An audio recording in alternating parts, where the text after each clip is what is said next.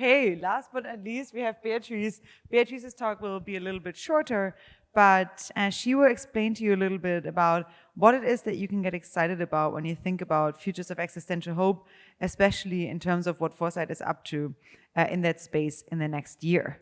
So she is moving from our COO role into the director of existential hope role. And when we tried to hire for another COO, and I posted on Twitter, hey, we're looking for a COO, I got so many messages and emails just like, where is Beatrice going? Is she leaving Foresight? No, she's not leaving Foresight. She's just moving from one program to the other. And there's no better person to lead it. Thank you so much for the fantastic podcast that we co-hosted and the amazing website that you built on existentialhope.com. And please share a bit about what we're doing in that track in the next year. Thank you.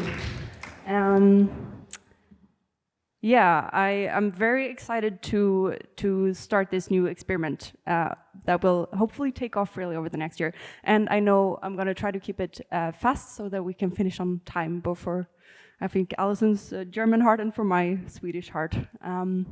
So basically, super brief, what is existential hope?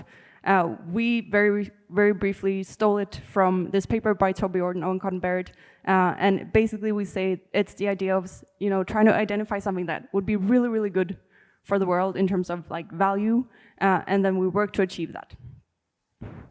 And I think it's really useful to have a concept for this idea because with the concept you can start having conversations about it. You can start doing a field building around it, and so that's why we're trying to push this concept more. I think it's important right now because I think there's a very strong bias in popular culture in general, in the general public, that there's a bias towards negative futures. I think with the current development of technologies, the future could be here sooner than we think. So really important to get started on these topics right now, or ideally yesterday. I also think it's really important to engage more people with this topic because that's how we get people to start working on solving these problems and everything. So we need to start building. This is Foresight's little tree on existential hope, where we have all these different technologies that we're working on. And we even mapped them out, or Allison mapped them out to these sci-fi futures. So if you're interested in what sci-fi to start reading, you have a recommendation list here. And so I'm just going to tell you a little bit about what's happening in 2025 in our Existential Hope program. Basically, we considered this our mission. We want to inspire individuals, organizations, communities to really get working on these challenges. And we do this by a few different things. So next year, we're going to be continuing on our education and outreach. We have a podcast. Please, I highly recommend listening to it or recommending it to others who you think should listen to it, especially if they're doomy or negative. Try to engage them. There's also the monthly Hope Drop newsletter that I would also highly recommend subscribing to. That's where we always release the new podcast, and we also always share the favorite resources recommended by the person that we interview. For example, we just had Adam Marblestone was our last episode. It was really good, highly recommend. There's also the library of existential hope, where if you're maybe new to a topic, maybe you came here today, for example, listen to the Neurotech track, that was amazing. Then we have a list of resources on all the things that we think are the most exciting things going on in Neurotech right now on the Existential Hope library. So that's existentialhope.com. And then, new for next year, we're also launching an online course that I'm going to tell you a bit about. There's also this part of our work where we really want to not just inspire people, but also take them to the next step, to the action part. So for that, there's the meme prize that Allison mentioned that we're launching next year. We don't have a launch date yet, but if you subscribe to the newsletter, you'll be the first to find out. There's also a fellowship that Neve manages, and then there's continued world building that we're going to do. So one of the things that for next year that we're going to do is really try to hone in on advanced world building. So I really liked Antoine's talk and their idea about, Robin Hansen's idea about futarchy, but how they really implemented it in in their world build.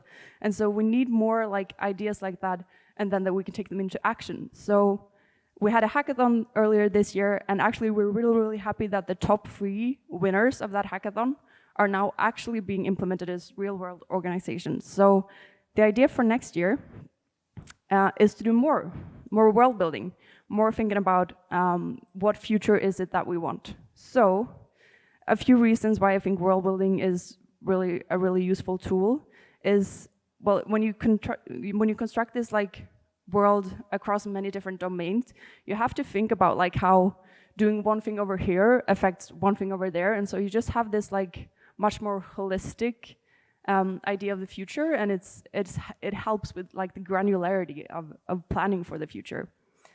And yeah, so there's a few core concepts like really thinking about it across multiple domains.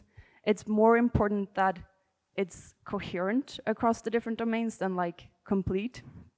For example, like it always annoys me when if you read Harry Potter or something, there's like one rule in the first book and then it's not being adhered to in the 4th book or something like that. You know, it's like important that the rules are consistent. And so the idea then that it's helpful is that when we do this, we really can like embody this future much more and get that, you know, the reasons we said that work on existential hope was important. Like we can build that emotional connection to the future, but we can also start planning for it. Because once we have that, like, it's not forecasting, it's like detaching yourself from the future and thinking about what future detaching yourself from the present, taking yourself to the future, and then we can back us, like, because that's the way we can really start to think ambitiously, like when we're not stuck in our sort of current structures and we dare maybe thinking about, okay, what if we actually dare to think about this amazing possible future, what are the steps to getting there? Like what are the main bottlenecks or challenges that we need to solve? So I really like this quote from Anthony Aguirre, who is at the Future of Life Institute, who are funding a lot of our work. World builds are inhabitable stories about the future that can warn, inspire, and help us think and decide. So in 2025, business as usual, listen to the podcast, follow the newsletter, and then there's the online world building course that we're launching that end of March 2025. It'll be free, all access, like a Udemy course online. And we're currently looking for beta testers for this. So I'm going to share a sign-up link to that at the end of this talk. There's also the advanced world building. So for that, I think a lot of people in here actually could be really, really useful. Basically, we're going to try to track down all the like most talented, smart people and ask them like, what future do you think we should aim for? And then try to combine and build out more advanced worlds. There's a toolbox that we're doing so that more people can do world building in better, more efficient ways. And then there's the meme prize that we mentioned. So breezing through this, this is a quote from Petrarch saying like very long ago that my fate is to live among varied and confusing storms. But for you perhaps, if as I hope and wish you will live long after me, there will follow a better age.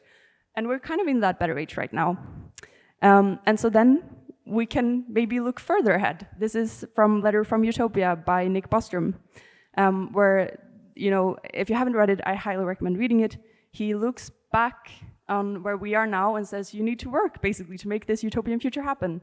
And so, yeah, I guess the Existential Hope program is our call to action to make this future happen, basically.